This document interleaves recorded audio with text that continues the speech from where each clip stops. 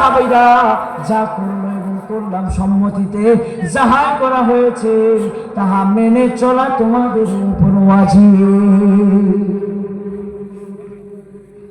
মুসলমান ভাইরা আমার, রাসূলকে ভালোবাসতে গিয়া, আল্লাহকে ভালোবাসতে গিয়া ফাতেমাতুজ জোহরা রাদিয়াল্লাহু তাআলা আনহা, আল্লাহু আকবার, রাসূল আরবি 3 দিন না খাওয়া। কয়দিন?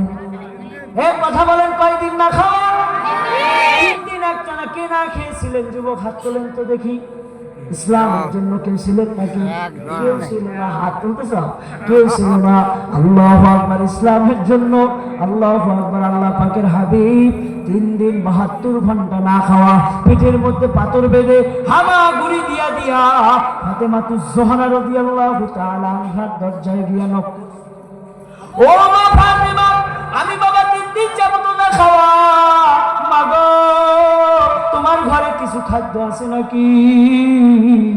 দাও মা, একটু খাই। ফাতেমাতুজ জোহরা বলে, আব্বা,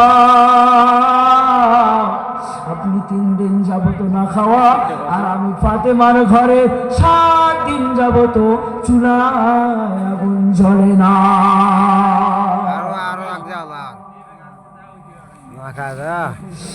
আল্লাহ পাকের হাবিব বলে, মা খাইতে দেওয়া লাগবে না।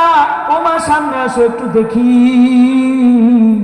ডাক দিয়ে বলে, আব্বা, বাবার সঙ্গে মেয়ের দেখা করা জায়েজ আছে, কিন্তু যে পর্দা করে দেখা করব এইরকম পরিবেশ আমার কাছে নয়, এরকম জামা নাই। রাসূল আরবি নিজের পাগড়ি মোবারক খুলে খেজুরের বেড়ার ফাঁক দিয়া ঢুকায় দিলেন, মাইটা দিয়ে আবৃত হও, আর সামনে আসো আমি একটু দেখি। যখন আবৃত হয়ে দরজা খুলে সামনে গেলেন, রাসূল আরবি এবং ফাতেমাতুজ জোহরা রাদিয়াল্লাহু তাআলা আনহা সামনাসামনি বসছে, হাঁটুর সঙ্গে হাঁটু মিলায়া বসছেন।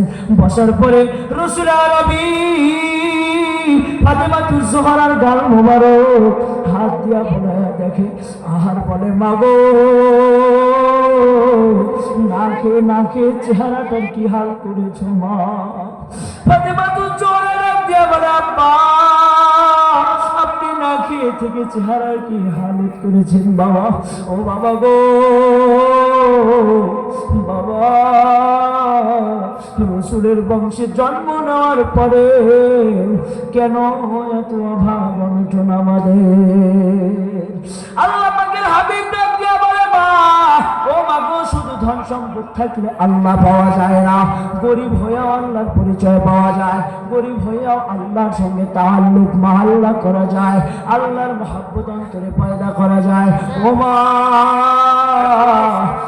ধনীদের চাইতে গরিব ব্যক্তিরা মা 500 বছর আগে জান্নাতে যাবে।